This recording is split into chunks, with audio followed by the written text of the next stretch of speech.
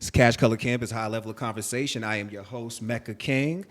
This episode is presented by Jay's Elevation. Established in April 20th in Memphis, Tennessee, Jay's Elevation is a small family urban farm that focuses on providing the best hemp products from seed to experience. Learn more about their amazing products and all the services they offer for farmers at jayselevation.com. All right, let me get to my guest. Hey. Yeah, let me get to my guest tonight, man. It's very rare that it's not rare. I consider all my guests friends for the most part, man. But I'm very rare I get somebody who I really consider a friend, like somebody I just kind of bother on a regular day as a guest for the show. And it actually makes sense. It actually makes sense. It's just not me and a friend talking. So I'd love to introduce my guest for tonight, founder of Makin magazine and also curator of some amazing events that help indie acts cut their teeth, literally. You know what I'm saying? Whether it be on stage, recording music, collaborations, all that. So I'd love to introduce y'all to Kelby Cannick, Sr. How you doing, sir? Yo, I think you're the first person that's ever thrown a senior in there. Bro, that shit threw me all the way off. Whenever I see your kids, I remind myself, wait, there's another one. There's another one. You're not the only Kelby out this world, man. How you doing tonight, sir? Doing good. Glad to be here, man. All right, well, I do have a chance to know you, and I'm gonna give people a little bit of background on how I got to know you in the most random way. But before we get started, man, state your name and tell us what you do. My name is Kelby Cannick, publisher of Makin magazine, founder of the membership. I help independents, like really anybody who try to help people turn their passion into a paycheck at the end of the day. Word, man, word. Well, I first came in contact with you when I started dipping and diving into Atlanta, and this is when I started for those who don't know me personally, I started a website called Last Word Online when I got out of college. This was in 2004. It was a hip hop news magazine, and it was dope. You know, it was back before blogs. Like, blogs are free. Like, literally, when I had my website, that was $600 a month. You know what I'm saying? You had to pay somebody.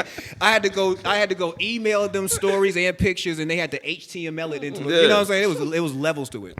But I used to come down to Atlanta a lot to go get stories. You know what I mean? Matter of fact, I used to come to Atlanta so much people thought I lived here. You know what I mean? I did. Charlotte was so close. You know, it was literally a Greyhound bus ride. There wasn't nothing going on in Charlotte. So I was like, let me just go down here on a Saturday and see what's popping. How things have changed. But when I first came down, I did get in contact, and I started noticing this thing called Making It magazine. But it was dope because in Atlanta has tattoo culture, cannabis culture, music culture. Y'all have a serious media culture down here. And when I first got down here, it was Making It was Street Reports. You was just running into so many, like you would go to an event and you would be bombarded with magazines. Yeah. Like people was really taking ownership of the voice of Atlanta. And I think that went a long way to making Atlanta be where it is nationally. Right. That whenever you have a place where, and that's where media plays a part, whenever you have a place where you can control the voice and tell who's popping here and who's doing what, it doesn't allow for people to come outside and just decide who was. Right. You know what I mean? And I think that the Street Reports, the Making It magazines, all them little Street Talk, yo, bro, Streetwise, like all them joints was real integral in making sure that Atlanta stayed Atlanta, so that when Atlanta did get met by the Nationals, it wasn't you know what I'm saying? Like you couldn't just jig it. So when I first met y'all and I saw that, I was like, that was so dope. And then I remember being confused after a while. Right. Like, how the hell's any of this work? You know what I'm saying? Like I'm reading this magazine, he helping artists, he doing all this stuff. Like, how does any of this work? Because, man, all this costs so much money and so much time and effort. Yeah. So, but again, I got a chance to get to know you through my wife. Like, when you started working a lot with her, I started getting the understanding of what Making It magazine was. And I was like, okay, now I get it. And not only do I get it, I super respect it. Like, you're really giving a serious platform to artists. And, I just thought, I wanted to pay homage to tell you that much first. Appreciate it. And also speak to you about, just how Making It magazine came together all together. And I know that started first. It started with MC Kelby. You will never know. It started with MC Kelby. And Kelby was a rapper. And if y'all didn't know this, right before this time, like maybe 2004, 2003, this man had music on these Atlanta streets. Talk to us about being an artist first and how that led to Making It magazine. So my thing was, I was an artist. I wasn't just an artist though. Yeah. I was a whack artist. Okay. But regardless, I was making like $40,000 to $60,000 a year rapping, and from Indianapolis. So, I had music in rotation on the radio, videos, paid features, opening for major acts, paid shows. I was checking all the boxes. Yeah. Like, labels was asking about me, but I didn't want to be a rapper. I like doing the business side of it more, and I had an independent label. but artists are knuckleheads. So I was like, I end up doing it. Like, if I'm gonna put in all this money and effort, like, it'll be me then. Why does that sound like the story of so many rappers? Like, I put my money into somebody else and then they didn't do it, so I said I'll do it. Yeah, You know that's it. Yeah. The ones that have a story to tell. Yeah. Like,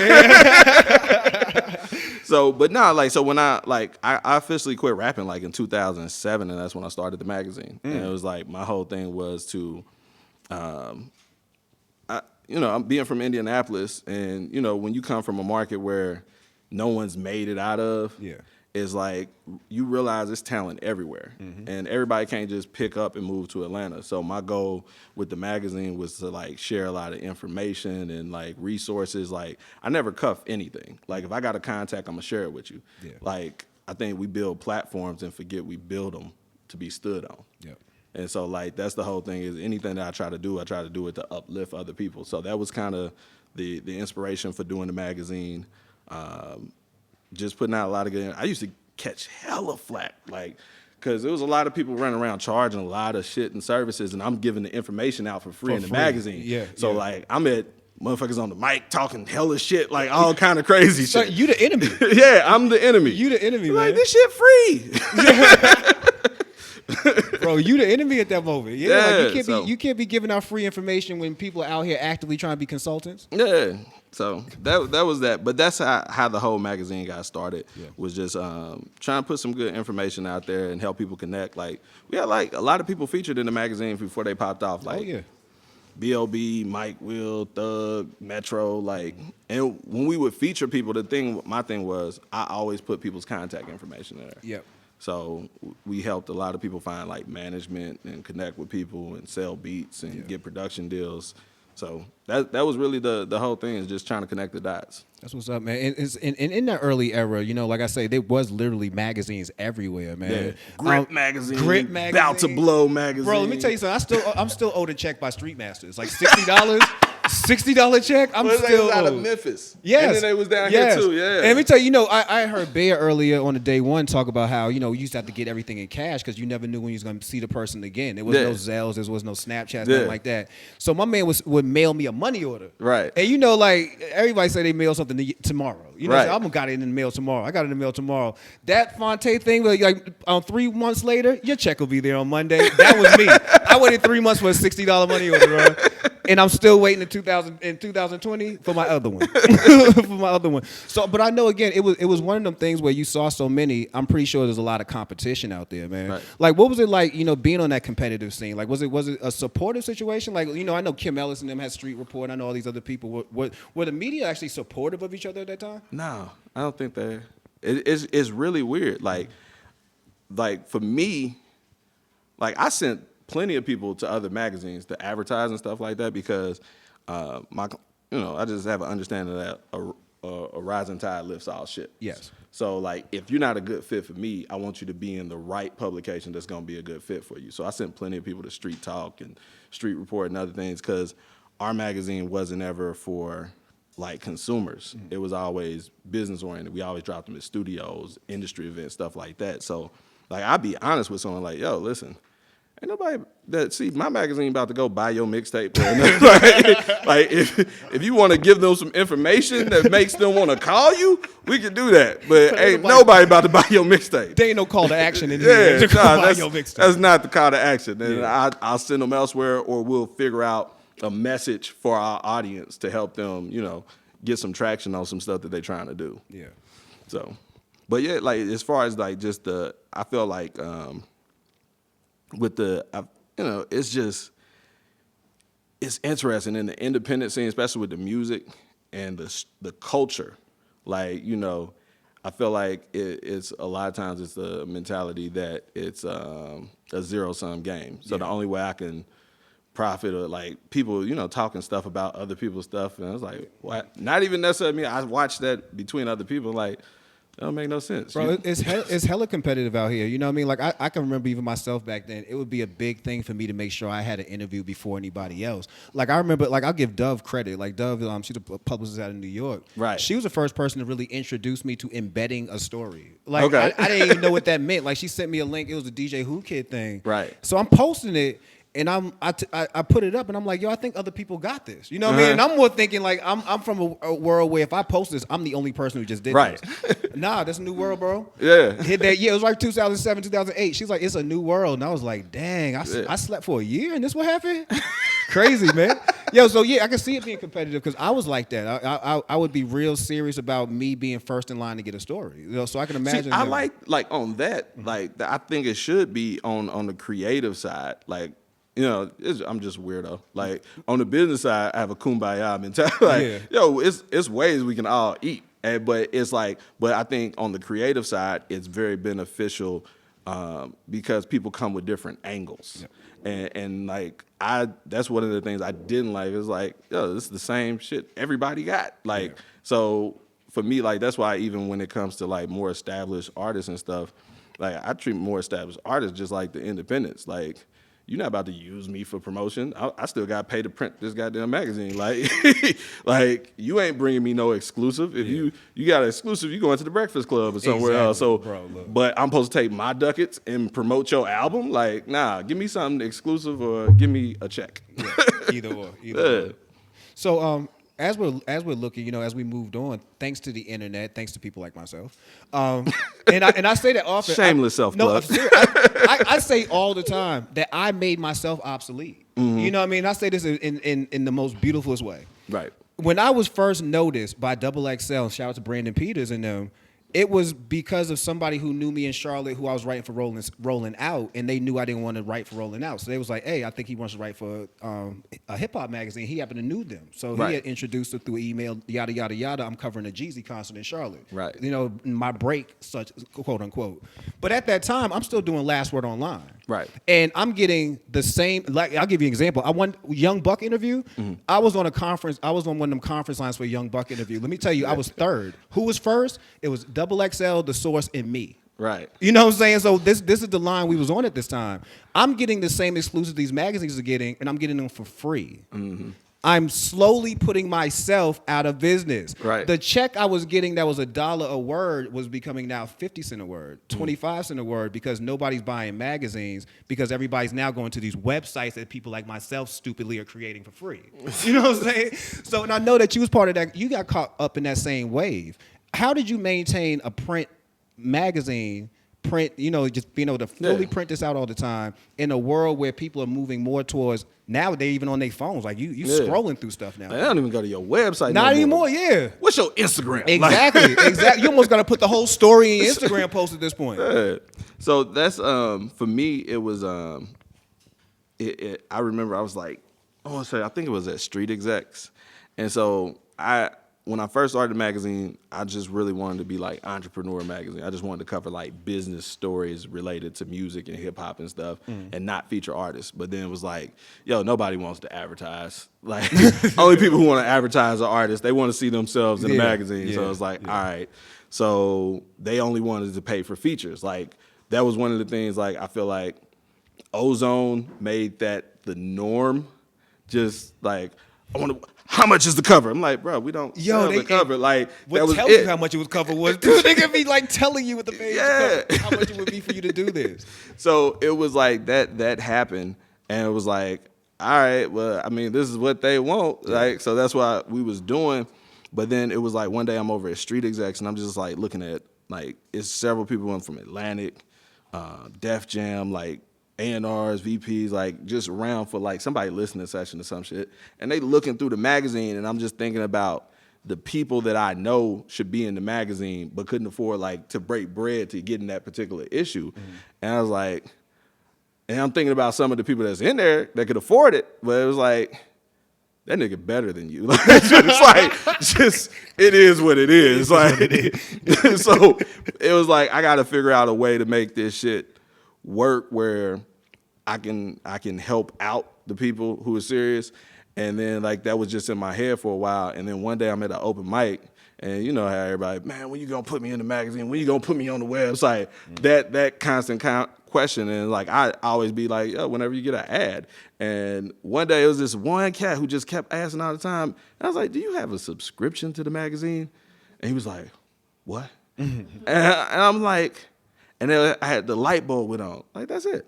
As long as the person got a subscription to the magazine, then I can just pull from our subscribers and show support based on that, because you supporting what we do.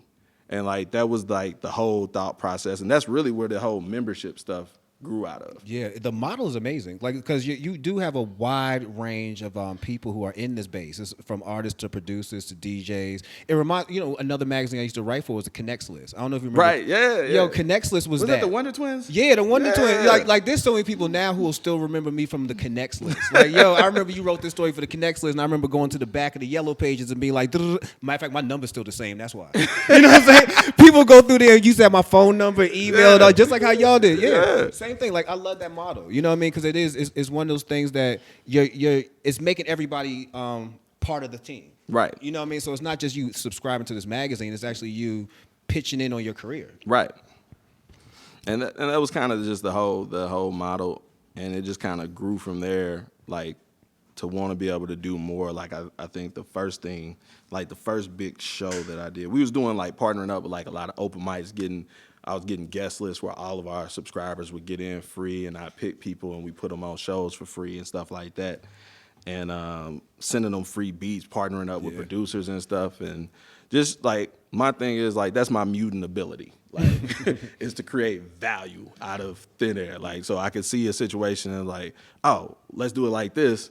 And then it make it more valuable for the people involved. Yeah, yo, and I applaud you for that, because a lot of people don't see that value. You know, like I said, even being honest, I initially didn't see that value. I do now. Right. I watch you you don't argue. You actually articulately you debate people in comments who don't believe what you do, because everything starts with free. I can get y'all an opening spot on a Benny the Butcher show. I can get you this, that, and the third, and nobody believes it. Like, how do you handle that daily criticism from people who just really are kind of ignorant to the situation? We're a scam. Oh, and the word free says scam. And all of that shit. But they should, because the shit we do is unbelievable. Yeah. Like, let's just be real. Yeah. Like, who the fuck does this shit? Like, that's what I like. So you doubting us, I can understand that. Yeah. But it's like, go do your research. That's typically where all of it starts. Like, go check the website. Like, or go to Instagram, because I tell you, the thing that really if I was somebody who's a serious doubter, would have made me a believer, was watching the Shakespeare Kid. Real. Watching him perform in Daytona Beach. Right. And I'm like, yo, so one, my man really keeps up this Shakespeare thing. Like he's walking around with a sword on the hip, and he has the Shakespeare, like, I don't know if it's a bib, I don't know what they used to call that. Yeah. But he was walking around in tights and everything. It was like almost like Robin Hood. Yeah. And he took that to Daytona Beach and performed. And I'm looking at this crowd go wild, and you had the little caption of, see, become a member and perform like this for free. Yeah. And I'm like, I don't get it either, but it's happening. No, but listen, everybody, we do all this shit, and everybody, like, there are literally hundreds of videos like that, testimonials, footage from shows, all that stuff. Like, you could Google this shit. Like, we tag the people in this shit. Yeah, you do. Yeah. Like, so it'd be like, but here's the thing: a person, like, you can't change. Like, that's why I don't argue with people in the comments. I don't even speak to them. I'm speaking to the people who are reading. Yeah. Mm-hmm. So it's like, it ain't, listen, you stupid, you gonna be stupid. I can't fix that in the comment. Like, let's just be real. Yeah. But it's like, the thing is, the reality of the situation is, there's someone who isn't stupid, who's just green, who comes along. And that like, part. That's how so many of us get fucked up, because you got a bitter motherfucker was the first person that told you something. Yeah. And they be like, oh man, you can't trust them, or you can't, man, bitches ain't, like, all this stuff. And it'd be like, no, that's because you ain't shit. And that's why your situations play out like that. Yeah. And then it's like, it's like a zombie movie. It's like patient zero. And they infect the new people, and they don't realize they infected. They just carry all that negativity with them, and they infect other people. Yeah, but keep it a buck. Like, again, it's a Google situation. It's also maybe go to an event. Because as people know, I've been in Austin for South by Southwest now going on 10 years now that I think about it. God, you know damn. what I'm saying? Yeah. But I thought I was an OG. That's what I'm saying. You were a triple OG. Yeah, I'm a triple OG. And then plus, if I want to pat myself on the back, we've also been doing events. Like, from the first time I stepped foot in Austin. Quadruple OG. At Complete Clothing, I was doing events. Like, not to pat my back. But I've seen you in action. You know what I mean? I was there when 600 people was in a room for a bunch of artists who would just happen to be members of this show. And I'm looking like, I've been to shows where people are paying thousands of dollars right now, and there is nobody in this room. Yeah. You know what I mean? So it's like the work is real, and you make people work for themselves. And I think Right. that's another smart model. The fact that becoming a member means that I'm now part of all this means I'm gonna promote this too. You know what I'm Yeah. saying? Like, yo, come out to get this. You'd be shocked how many people get scammed. You can get scammed by somebody. You saying free automatically draws scam to some people. Right. Me saying, give me $3,000 and I'll tell you some basic stuff. People will give you $3,000 for some basic Yeah. stuff. But you saying free and I'm just giving you the same information. All of a sudden, I got to be the con artist. Yeah. And I think that, and it's like I said, it kind of just goes to the culture. Like it's man, this shit's weird. It's like, so for me, like and this is one of the things where we had to realize with the membership, and me and Kim have been going back and forth for this. Like, I don't charge enough. Mm-hmm. Like, we don't charge what it's worth. Yeah. Like, and that comes from me having been an artist, like trying to make it accessible to everybody. But everything ain't supposed to be accessible to everybody. And like, it just came to a head like over the past weeks where it's like, it's just, we got to switch the model. Like, we're still the same model, but we're closing open registration. So it ain't no more open registration. It's application process and everything that's being implemented from here on out. But yeah, like that's the, like, I got thick skin. Like that's the thing a lot of people don't understand. Me being an artist, I know what it's like to have a motherfucker. I'm from Indianapolis. Like the Midwest, we hate, it's a special kind of hate we got in the Midwest. I've had a motherfucker hit a U-turn to throw my CD out the fucking window and land on the curb in front of me. So you think I give a fuck about a goddamn Instagram comment? Get the fuck out my inbox. Oh, I'm trying to picture somebody risking a ticket like, just so they can throw your CD out the window. No, yeah, so I can emphasize how bad I don't like this CD. I'm cutting off people in the street. Damn, so I feel you, man. That's crazy. So it's like I'm just cut different. Like it's like this internet shit. Like yeah, and that's why I don't mind talking to people. And I think I don't use enough emojis. Like so people read their emotions into my words. Yeah, like I'll be there like, all right, and playing with my kids. I was telling Maurice that I was like, the way Kelby speak, I can see that being offensive to some people because he's so straightforward and he's nonchalant with it. And like you say, you're not an emoji. So if I say I ain't fucking with you and I'm putting the mean emoji, you know what I'm saying? Yeah. Like one of them things, bro, I'm not going through all that. Like, understand. You know what I'm saying? It's just the way you talk. You talk so nonchalant that you could just tell somebody, yeah, no, I don't like your record. And then they go home and they load up the clip. You know what I'm saying? Because they don't know how you said it. And that's the funny thing, like, because I do the free music reviews on live. And it's like, that's how I talk in live, but it ain't never... Like, just how I'm talking now. Like, oh, I'm always joking and smiling and shit. Like, that's my life. Like, the thing with this shit that I do, I built a company around the person that I am. I like helping people. I like music. I like technology. I created something that I enjoy doing. Yeah. So this shit don't fucking bother. I could be somewhere doing something I don't like doing. So I'm appreciative for this. Like, so, like, when I comment and, like, people want to go back and forth in the comment, oh, you got time to be in the comments? Like, motherfucker, I'm at work. What are you doing here? Shit, what are we talking about? Ain't your manager calling you? Yeah, like you spending too much time on your break trying to respond to me right now. So, you know, I just be having fun, man. Yeah. That's kind of with all of the events that we do. Like, you know, we lose money on a lot of events. You know, but it's like the thing is like for me, like genuinely is to do shit for the culture. Like you've been out to Media Matters when we used to do it here, and like even when we do the sound stage and all these things, like the budget for the sound stage every year is $20,000. Like we bring in all the media partners for free. No one pays for anything. Like we make sure that everybody's taken care of. All the artists perform for free. All the banners, the flyers, the ads, design, like. We make sure everything is taken care of, that everybody has a great situation. Like, I was just talking to one of our members. She ended up getting booked on 5 shows off of last year's show. We brought her out. She performed. It was her first time at South by Southwest. She got booked on the TuneCore show. She got booked on 2 shows here, another one in Austin, and something else. And it was just off of that stage. And so it's like we create, like we can put $20,000 into this event because we may make $250,000 worth of value for the people involved in it. Whether it's exposure, whether it's additional shows, it's people who got paid features and paid shows off of the show as well. Yeah. So. Do you still want to rap? Like, is there any more bars left in you? No, none. It's like, and you know how you be like, nah. Like that's how I was like, nah. Like, and I joke with my wife, and it's like, you know, when we was younger and rapping, and it's like I grew up listening to like a lot of Bay Area shit, and like when I started rapping, I was listening to like all the down south shit. Why does the Bay is so influential in the Midwest? Because they fucked with us. Didn't they would nobody go else there. fuck Do with the us? shows. Yeah, like you're right. Come fuck with people. Like, goddamn it. Yeah, like Mac Dre and them, rest in peace, Mac Dre. Mac Dre and them would go through Kansas Cities and Indianapolis. You're right. And that's, you know what? And I think it's so crazy. I was watching a live yesterday or the day before, and it's like they're having this deep discussion. And it's like two people in the industry. It's like, and the guy's like, yeah, you know what?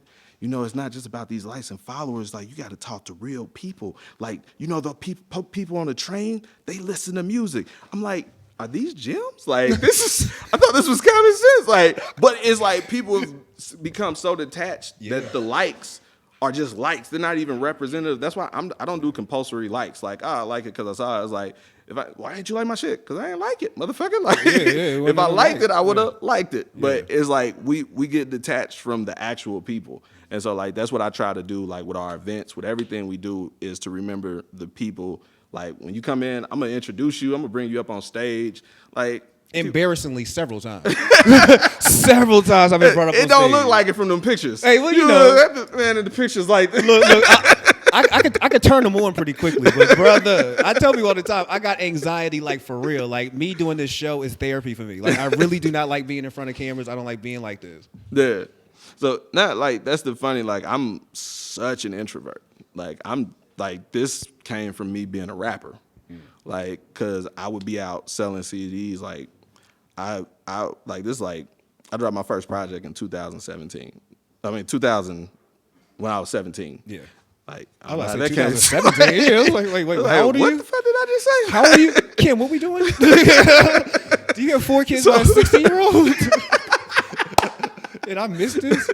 So, oh man, surviving Kelby. All right, so. Surviving Kelby. Oh, brother, what is wrong with you, man? What is wrong with you? So what ended up happening is, like, I would be like at the mall with a backpack full of CDs and a Discman, just walking up to people. And so it was like, that's how I, like, used to sell CDs and stuff. But I was talking to Kim about the difference in, as an artist, like, back then when it always be that old head who want, I got bars, and they come with that the ha flow, like all right, Sugar Hill gang. And they want to stare at you serious while they doing it too. Yeah. I've been there before. They need all your attention as I'm about to give you these weak bars. Yo, but it was like, for their era, they was probably dope. Yeah. But it's like, it's a different thing. And so I gotta look at like the 18, 19, 20-year-olds. Like, do they look at T.I.'s bars the same way we looked at the ha, like, because it's so different from what they came up listening to, and it's the old man flow. Oh, or are they listening to Lil Mosey and saying, damn, when's T.I. going to get on his level? Like, I think a lot of these youngsters do that. Yeah. You know what I'm saying? I think they bypass the greats altogether and they dictate what they like based off what they know. You know what I'm saying? Again, exactly. It's Lil Mosey, it's Lil Uzi Verse. Like, you see, you got to do this shit. But it's like, and with all respect to all the younger artists, like, they got, like, you know, we be on lives and shit and like chopping it up with different people, and like, we gotta respect these young artists because, like, they got way more going on than we had. Like, you couldn't, like, you just had to have bars, like, and a decent voice. Like, they fucking singing, harmonizing. They're more songwriters. Mm-hmm. Like, so they bars may be weaker, but did you hear the melodies that he was doing and all that stuff? And then he runs his social media. Like, you gotta do so many other things. Like, nigga, you was late for interviews. Look, I was saying that about Sauce Money and Mason them. Like, I get your argument, but it's more like you can't turn back time. Like, the deals y'all signed in '98 and stuff, that was the deal it was. You know what I'm saying? Like, nowadays it's a different era, dog. Like, what you want to do about that? I want to say something that might be controversial. Oh, we're here for this, dog. Okay, we smoke weed and want controversy. All right, so this is what I'm thinking. Like, when I see a motherfucker that be like talking about his label and shit, right? Like, you got into a situation, you knew what the thing was, that it was all good when you got into that situation. Yeah. And then you on Instagram airing the motherfucker out and you feel like that. That sounds like a motherfucker who would snitch. Oh. Well, you know what? To say something controversial, That's some rat shit. How many times has Cam spoke about Mace? You know what I'm saying? Like, how many times over the last almost 10 years, Cam has brought Mace into a situation where he says Mace has told, Mace has done this, Mace has done that. Yeah. If we just want to be again keeping it a buck, I'm telling y'all stuff that's easily Googleable. Like, I'm not making up anything. So, but that's like across the. That's why I be looking at. I'm like, yo, that's some different shit. Like, you got into the situation. It was good when you got into it. That's how you signed that shit.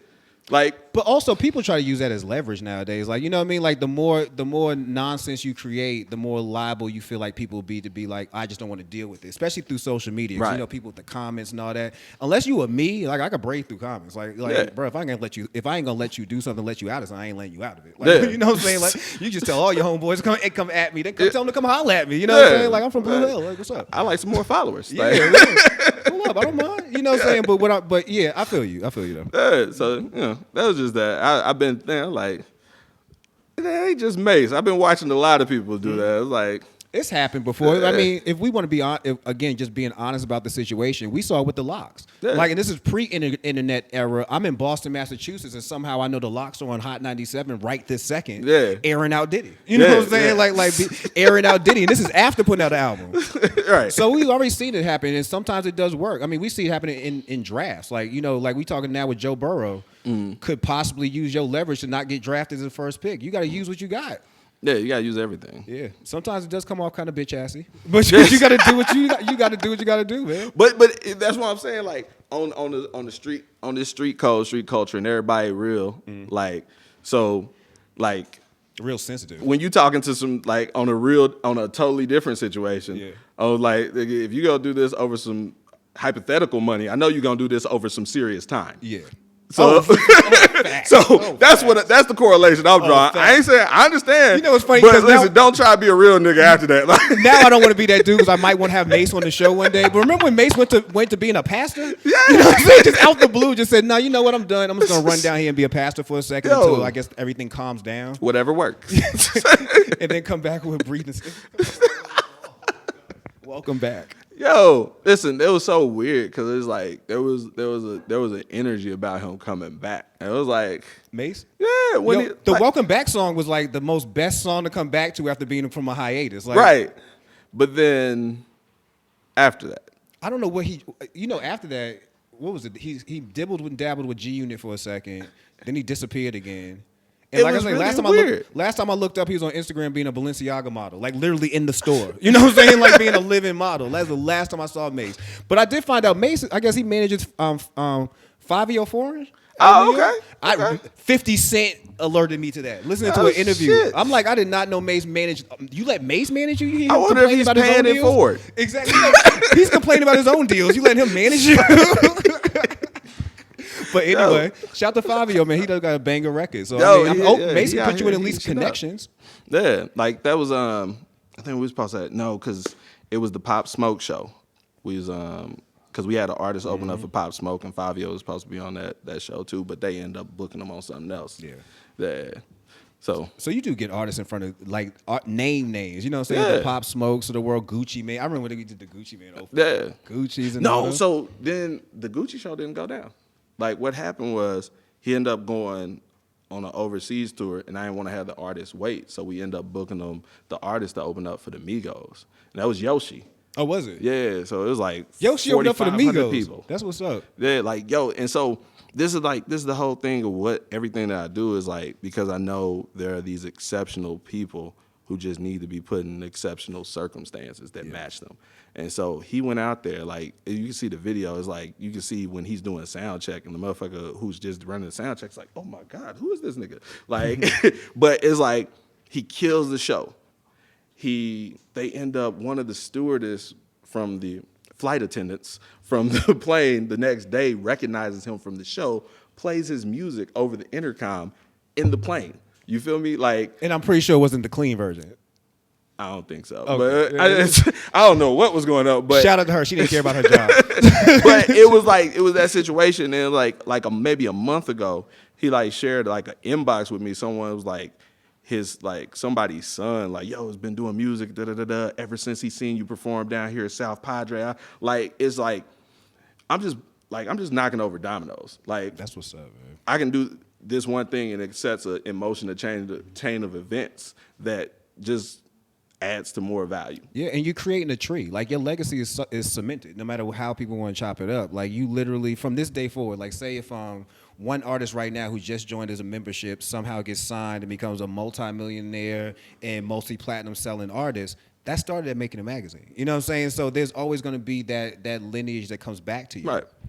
And the interesting thing about that is, for me, I think I don't play up a lot of the situations that we've been involved in, just because the way that I look at things holistically, I'm like, ain't nobody responsible for shit. Like, it's like when people be like, I broke this. Like, listen, even when the DJ, I broke this record, I'm like, bruh, like, you didn't break it by yourself. Yeah. And so it's like, I'm thankful to have been a part in a lot of people's stories. And like, that's one of the things, even with the membership, the things we do, I used to hate using the word win. But it was like, it's so much easier to convey the idea. But for me, it's like, you earned it. Like, when people were like, thank you, like, bro, you earned it. Like, it was your music, it was your performance footage, you invested in yourself, you did the things necessary to get this.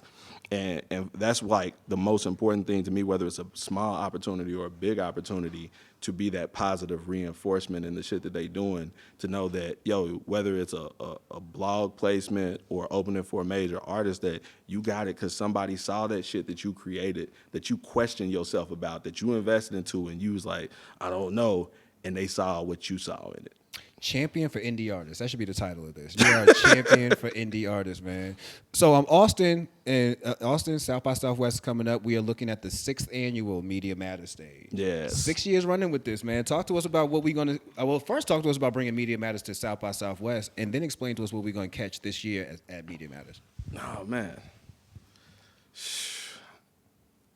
I don't even know. I was going to say, do I need to ask your wife? Like, no, it's like crazy. We got the Vulcan.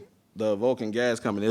I've been wanting this venue for like the past 2 years. Yeah, Vulcan's a nice spot. Yeah. And again, being an OG of South by Southwest, Vulcan's a nice spot. Yeah. There's plenty of shitty spots they're gonna charge you some money for, but Vulcan's nice. Yeah, so that's the thing. I've been wanting to do that. And but yeah, we got like a fucking amazing lineup of talent. We got like every year we book 15 acts for free.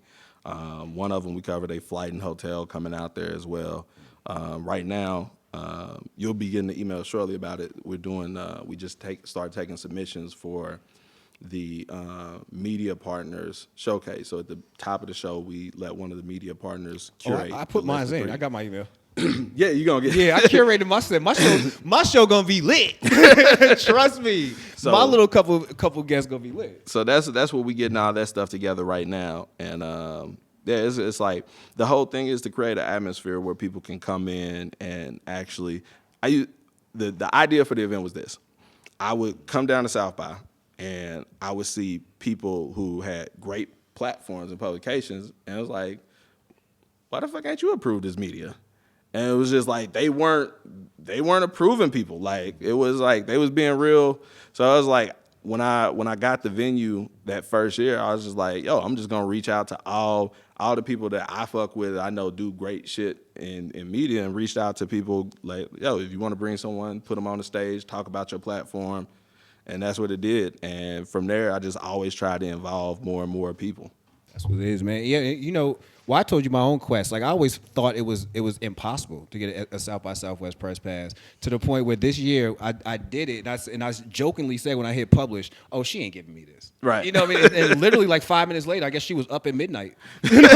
Up at midnight, it was like, I guess someone for exactly. This. I needed someone right this second. I'm glad he said this right now.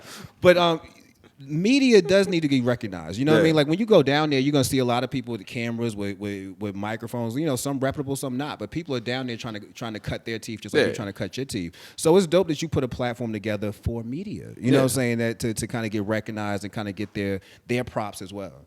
And I think that's one of the things I try to always tell to artists, and like most artists are self-centered because they think they have their dream. And they think their dream trumps everybody else's dream. They think everybody's trying to make money off their dream, when in fact, these people are trying to make money off their dreams. Yeah. His dream is to be a great DJ. His dream is to have the #1 blog. His dream is to have the top magazine.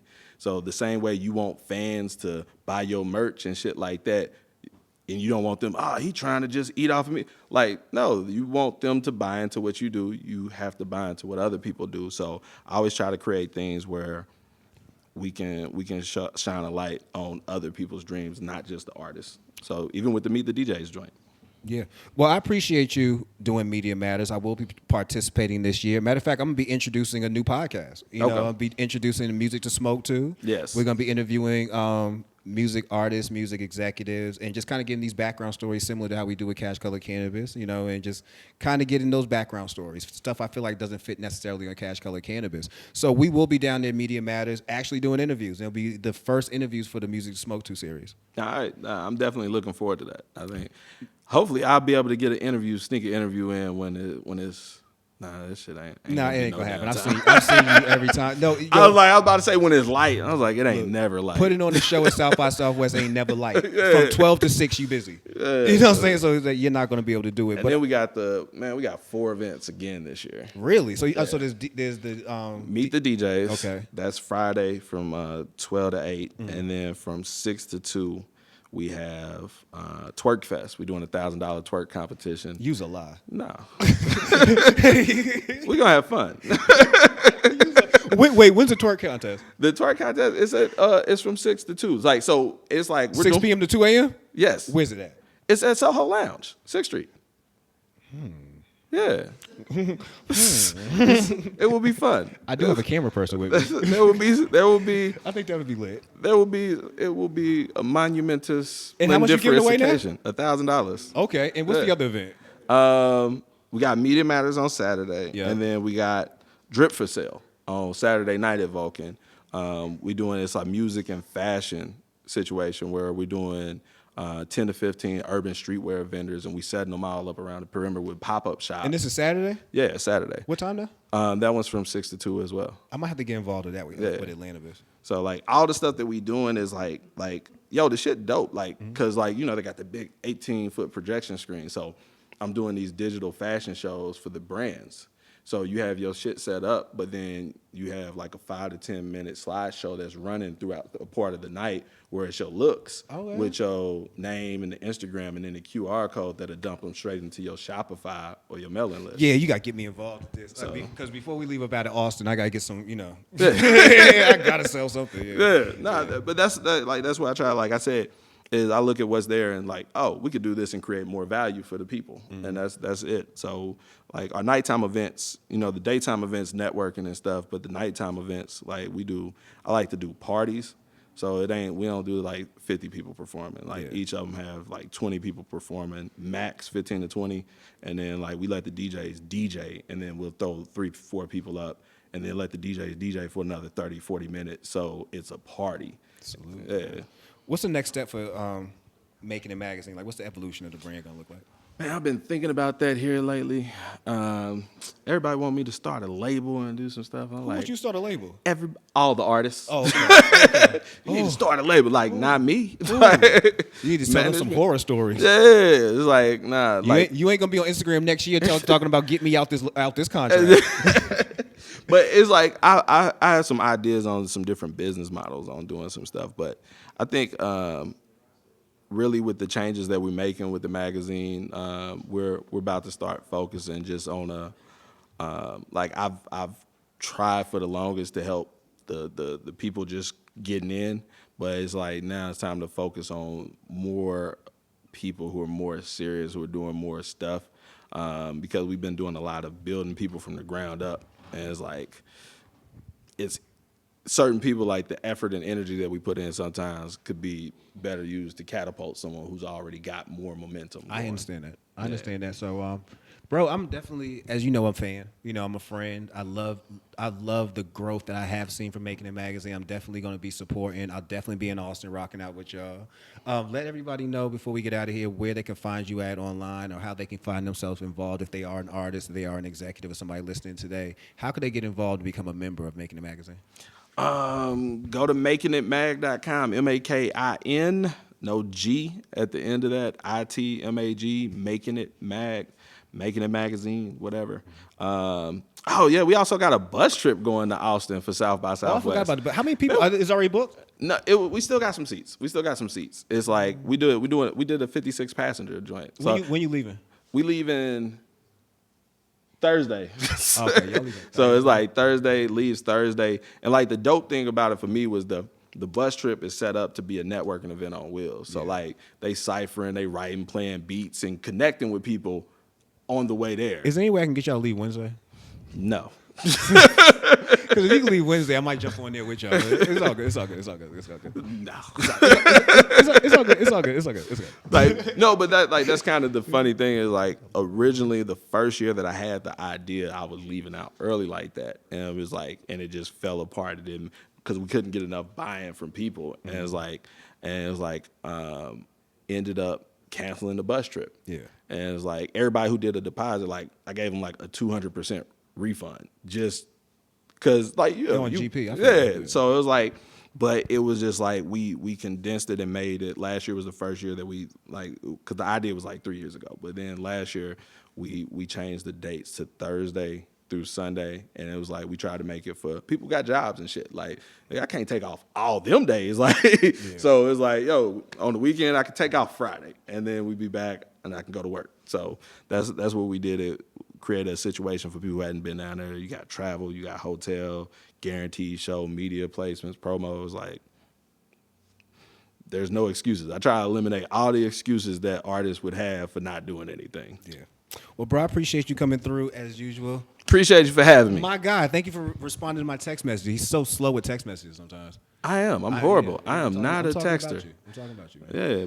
Says the guy who emailed me my notification 2 hours before this started. Fact. On the way over here, and because I forgot. All day I'm asking Kim, like, yo, did Mecca email you? I was about to text you and make sure you was coming. I was like, I don't think I emailed that man.